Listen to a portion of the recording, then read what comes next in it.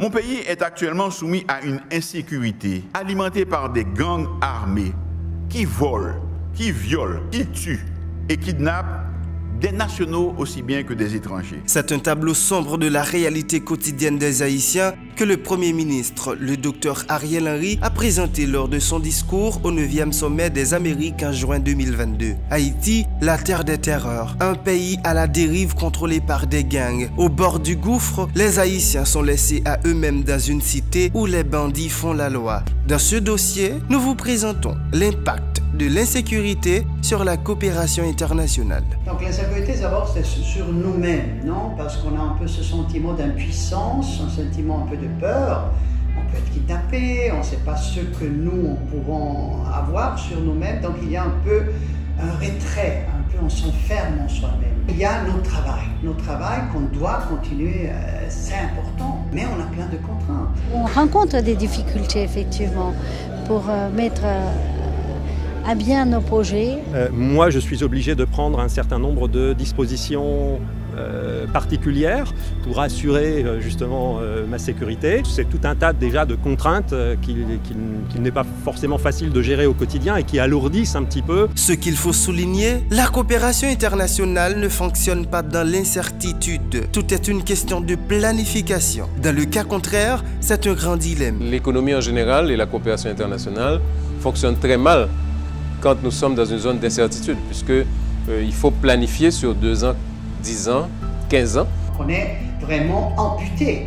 On devient handicapé dans notre coopération. Les partenaires internationaux n'ont pas d'accès à la libre circulation dans le pays. Il y a toujours des obstacles pour les déplacements des équipes. Du coup, ils sont obligés d'utiliser la voie aérienne. Tous les chemins sont coupés par les gangs, donc on a un problème d'accès. On travaille avec des organisations qui ne peuvent pas aller faire leur travail. Ils sont empêchés d'amener de l'aide. Donc je parle de l'aide humanitaire, de sauver des vies.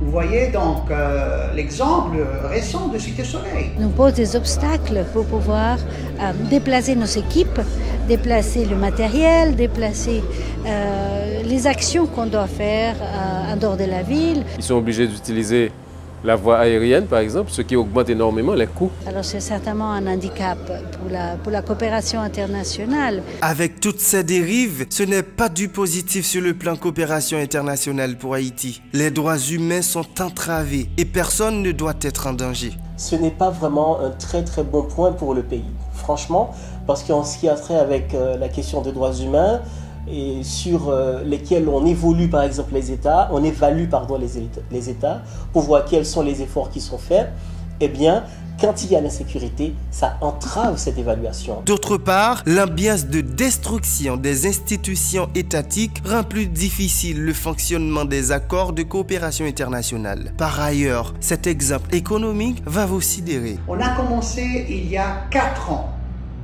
dans des projets de reconstruction de petites maisons Tecla. Ça coûtait 2800 $, cette maison.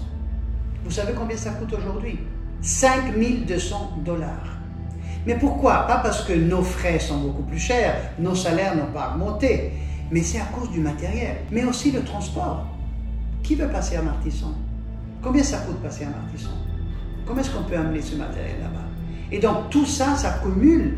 Et ça veut dire quoi pour la coopération? Qu'on aura moins de maisons, moins de personnes qui vont être bénéficiaires de cette maison. Malheureusement, à cause de la situation, les partenaires internationaux ne peuvent pas aider ceux qui sont les plus vulnérables. L'insécurité nous empêche d'aller là où sont les gens les plus vulnérables, les gens qui ont le plus de besoins. Parce que tout simplement, on considère certaines zones comme zones vraiment non seulement de non-droit, mais tellement difficiles. Les étrangers sont aussi victimes de l'insécurité en Haïti. Ils sont aussi kidnappés et ils sont également tués. La gravité de la crise actuelle conduit à repenser complètement les rapports entre Haïti et la communauté internationale. Et si ça perdure, nous risquons de tomber dans ce qu'on appelle entité chaotique ingouvernable. Cependant, la communauté internationale doit trouver des solutions ensemble avec le gouvernement afin d'être plus agile et de répondre aux besoins de la population.